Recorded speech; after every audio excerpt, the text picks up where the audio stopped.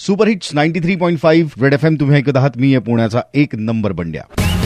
World mental health day महत्वाचा विषय. Doctor Sheetal Harpale आता माझ्या बरोबर आहे. मेंटल हेल्थ कन्सल्टंट आहेत. मॅम तुमचं स्वागत आहे रेड एफएम वर. नमस्कार. थँक्यू आरजे बंड्या. मला तुम्हाला पहिला प्रश्न विचारायचा आहे की मानसिक आरोग्य म्हणजे काय असतं आणि खराब मानसिक आरोग्याचे इंडिकेटर्स काय काय असू शकतात, काय सांगा? खूपच महत्वाचा प्रश्न आहे बंड्या. खरं तर मानसिक आरोग्य म्हणजे आपले थॉट्स, इमोशन्स, बिहेवियर आणि भावनिक स्ट्रेस हँडल करण्याची कपॅसिटी हे आहे. चांगले मानसिक आरोग्य आपल्याला रिलेशनशिप टिकवण्यासाठी, डिसिजन घेण्यासाठी, इमोशनल स्टॅबिलिटी मेंटेन करण्यासाठी आणि ऑफकोर्स जीवनाचा आनंद घेण्यासाठी सुद्धा मदत करतात. आता आपल्याला समजा काही लागलं तर आपल्याला कळतं की आपल्याला दुखतंय म्हणून, पण जर मानसिक आरोग्य खराब आहे किंवा चांगले नाही हे आपल्याला कसं कळणार ना. तर त्याचे सुद्धा काही इंडिकेटर्स आहेत. वारंवार आपण दुःखी होतोय का, किंवा अँझायटी वाटतेय का, किंवा असमाधान म्हणजे काहीच चांगलं वाटत नाही. स्लीपिंग प्रॉब्लेम्स खूप वाढतात, म्हणजे खूप कमी झोप येणं किंवा खूप जास्त झोप येणं. लॅक ऑफ इंटरेस्ट म्हणजे तुम्हाला आवडणाऱ्या गोष्टीमध्येही तुम्हाला रस वाटत नाही, चिडचिडेपणा होतो आणि फ्रेंड्स आणि फॅमिलीपासून दूर आपण राहतो किंवा रिस्पॉन्सिबिलिटीज अवॉइड करायला लागतो. सायकोसोमॅटिक हा वर्ड तुम्ही नेहमी ऐकत असाल. फिजिकल सिम्पटम्स सुद्धा दिसायला लागतात, म्हणजे डोकं दुखतं, पोट दुखतं किंवा पाठ दुखते, पाय दुखतात. आणि ह्या फिजिकल कंप्लेंटचा क्लिअर फिजिकल कॉज काहीच नसतो. तर हे सायकोसोमॅटिक जी दुखणी आहेत ती दिसायला लागतात. आणि सतत चिंता करणं, सतत असुरक्षित वाटणं, हे सगळं होऊ शकतं. पण एक मला इथे डिस्क्लेमर द्यायचं की ह्या सगळ्या गोष्टी एका दिवसासाठी झाल्या, 2 दिवसासाठी झाला म्हणजे माझी मेंटल हेल्थ खराब आहे असं नाही. तर हे ऑब्झर्व केलं जातं की बाबा हे किती दिवसाचा पॅटर्न आहे. बोलूया आपण मॅम. बरोबर आहे. तर doctor Sheetal Harpale, mental health consultant, red FM वर. महत्वाचा विषय. ऐकत रहा रेड एफएम, बजाते रहो. सुपर हिट्स 93.5 रेड एफएम वर. मी आहे पुण्याचा एक नंबर बंड्या. उद्या ना वर्ल्ड मेंटल हेल्थ डे. आज आणि उद्या मी या विषयावरती चर्चा करणार आहे. हे शोच्या सुरुवातीला मी तुम्हाला सांगितलं होतं. Mental health consultant doctor Sheetal Harpale आता माझ्या बरोबर आहे. आपण त्यांच्याशी बोलतो. पुण्यामध्ये नुकतीच घडलेली घटना ताजी आहे आणि म्हणूनच मला तुम्हाला प्रश्न विचारायचा की कामाच्या ठिकाणी होणारा ताण, निर्माण होणारा तणाव आपण कसा टाळू शकतो? खरं तर वर्कप्लेस बर्नआउट आणि स्ट्रेस खरोखरच गंभीर समस्या आहे. आता काही पॉइंटर आहेत जे या समस्यांना टाळण्यासाठी आणि मॅनेज करण्यासाठी उपयोगी ठरू शकतात. ते मी तुमच्याबरोबर शेअर करते. एकतर अर्ली साईन्स, आपल्याला काहीतरी त्रास होतोय म्हणजे फटीग असणे किंवा स्लीपलेसनेस, जसं मी तुम्हाला आधी हे पॉइंटर सांगितले, किंवा वारंवार तुम्ही आजारी पडताय का, इमोशनल एक्झॉशन, हे सिम्पटम्स ओळखणे खूप महत्वाचं आहे. तर मग आपण अर्ली इंटरव्हेन्शन बर्नआउट होण्यापासून स्वतःला रोखू शकतो. Setting boundaries is very important. काम आणि पर्सनल लाईफ यांच्यात क्लिअर बाउंड्रीज तयार करा. खरं तर कामाच्या वेळेव्यतिरिक्त तुम्हाला पर्सनल टाइम मिळतोय की नाही, रेस्ट मिळतेय की नाही, याची खात्री करून घ्या. वर्क लाईफ बॅलन्स हे डेव्हलप करा. आपल्या कामाची योग्यरित्या म्हणजे प्रायोरिटीज ठरवा. जास्त काम घेऊ नका. जेवढं तुम्ही मॅनेज करू शकता खरं तर तेवढंच काम घ्या. अजून एक महत्वाचा विषय काम करताना म्हणजे रेग्युलर ब्रेक्स घेणं. आणि I am not talking about only weekend, पण दिवसभरात शॉर्ट ब्रेक्स घेणं खूप महत्वाचं आहे. हे ब्रेक स्ट्रेस कमी करतात आणि तुमची प्रोडक्टिव्हिटी सुद्धा वाढवतात. ओके. सो सेल्फ केअरला प्राधान्य द्या. ओके. कामाच्या ठिकाणी निर्माण होणारा ताण किंवा तणाव कसा कमी करू शकतो याबद्दल सांगितले आपल्याला mental health consultant doctor Sheetal Harpale यांनी. बोलूया आपण पुढचं गाणं त्याच्या आधी रेड एफएम वर. बजाते रहो. ऐकत आहात तुम्ही super hits 93.5 red FM.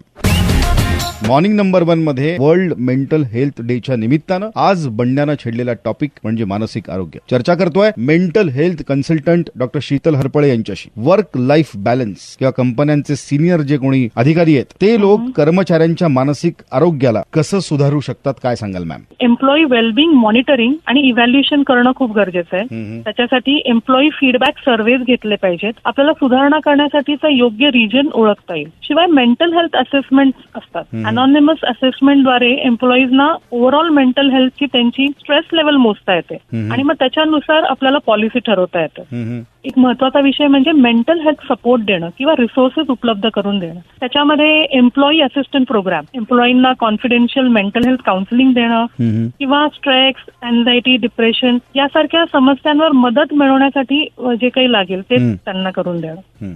Fitness reimbursement तुम्ही देऊ शकता, म्हणजे जिमचे मेंबरशिप, फिटनेस ऍप सबस्क्रिप्शन किंवा वेलनेस इन्सेंटिव्ह ऑफर करा की ज्याच्यामुळे फिजिकली पण ऍक्टिव्ह राहतील आणि मेंटल वेलबिंग पण त्यांची सुधारणार आहे. Regular mental health awareness programs आहेत, स्ट्रेस मॅनेजमेंट वर्कशॉप्स आहेत, ज्यामुळे एम्प्लॉईजना कोपिंग स्ट्रॅटेजी ही मिळते आणि रेझिलियन्सी शिकता येतो. बरोबर. याच्या व्यतिरिक्त खरं तर peer to peer recognition support एम्प्लॉईजना एकमेकांच्या कॉन्ट्रीब्युशनचं अप्रिशिएशन करण्यासाठी प्रोत्साहित केलं पाहिजे. मेंटल हेल्थ कळीचा मुद्दा आहे. आजच ही चर्चा संपणार नाहीये. उद्या तर वर्ल्ड मेंटल हेल्थ डे. उद्या मी डॉक्टर शीतल हरपळे यांच्याशी पुन्हा बोलणार आहे आणि अत्यंत महत्वाच्या विषयावरती त्यांना बोलतं करणार आहे. पूर्ण चर्चा नक्की ऐका. बजा वर्ल्ड मेंटल हेल्थ डे आज आहे. कालची चर्चा आज पुढे घेऊन जातो. डॉक्टर शीतल हरपळे माझ्या बरोबर आहेत, मेंटल हेल्थ कन्सल्टंट. डिजिटल व्यसनाधीनता खूप वाढली आहे. 10 वर्षाच्या मुलांना आईनं मोबाईल दिला रे म्हणून तिच्या डोक्यात बॅट मारली. त्यानं कसं थांबवणार आहोत आपण हे डिजिटल व्यसनाधीनतेचं प्रमाण? काय सांगाल? डिजिटल ऍडिक्शन मुलांवर अनेक नकारात्मक परिणाम करू लागला. डिमिनिश अटेन्शन स्पॅन म्हणजे काय तर जास्त स्क्रीन टाइममुळे मुलांना आता कोणत्याही गोष्टीवर लक्ष केंद्रित करणे अवघड झालंय. डिजिटल मीडियाचा अतिवापर त्याच्यामुळे अँझायटी, डिप्रेशन एवढंच नाही तर ADHD सारख्या मानसिक समस्यांचाही धोका खूप वाढलेला आहे. ब्रेन स्ट्रक्चरमध्ये चेंजेस म्हणजे जास्त स्क्रीन टाइममुळे मेंदूच्या काही भागांमध्ये ग्रे मॅटर कमी व्हायला लागलाय. निगेटिव्हली इम्पॅक्ट होतोय आपल्या कॉग्निटिव्ह फंक्शन्सवर जसे की attention span, memory, problem solving skills which is really an eye opener. तर मी ह्याच्यासाठी एक अॅक्रोनिम बनवलाय. The word is boredom. तर बोर्डम मधला B बॅलन्सिंग स्क्रीन टाइम. दुसरं म्हणजे O ऑफलाईन अल्टरनेटिव्ह. स्क्रीन शिवाय व्यस्त ठेवण्यासाठी कुठलाही पर्यायी खेळ द्या. बोर्ड गेम देऊ शकता त्यांना, art, music, reading. Third is R role model. So set a good example. तुम्ही स्वतःच्या स्क्रीन सवयी बघा बरं, ऑब्झर्व करा एकदा. मुलं आपल्याकडे पाहूनच शिकतात ना. Then E encourage outdoor activities. Promote outdoor play, physical activities. D O आणि M डिनर टुगेदर. जेवताना कोणीही स्क्रीनवर बघणार नाही आणि सगळे एकत्र जेवणार आणि then you can discuss. O is open communication. एक ओपन डायलॉग मुलांबरोबर तुमचा व्हायला पाहिजे.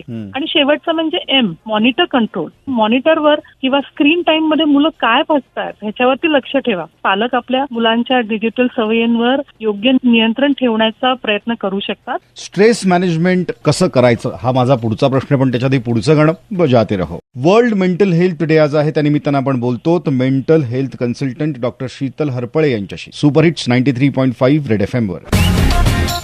डॉक्टर शीतल, स्ट्रेस मॅनेजमेंट कसं करावं? What you need is a dose hormones, dopamine, oxytocin, serotonin and endorphins. हे केमिकल्स जे आहेत ते मूड, मोटिवेशन, इमोशनल वेलबिंग आणि स्ट्रेस रिस्पॉन्स नियंत्रित करतात. डोस मधला D डोपामिन प्लेजर, मोटिवेशन आणि ब्रेन मधल्या रिवॉर्ड सिस्टीम बद्दल तो काम करतो. हा कधी रिलीज होतो जेव्हा तुम्ही काहीतरी अचीव्ह करता, वेगळा एक्सपिरियन्स घेता, एन्जॉय करता. पण फिजिकल ऍक्टिव्हिटी करू शकतो किंवा नवीन काहीतरी चॅलेंजिंग गोष्टी आपण घेऊ शकतो. तो टास्क कम्प्लीट केल्याचा आनंद मिळतो आणि डोपामिन रिलीज होतो. Now moving on to oxytocin. आता ह्याच्यामध्ये ट्रस्ट, इंटिमेसी आणि कनेक्शनची भावना जेव्हा जेव्हा प्रोत्साहित होते तेव्हा ऑक्सिटोसिन हा रिलीज केला जातो. फिजिकल टच म्हणजे आपण कोणाला मिठी मारतो किंवा आपण हात धरतो, तुम्ही आभार व्यक्त करणे, ह्यानेही ऑक्सिटोसिन रिलीज होतो.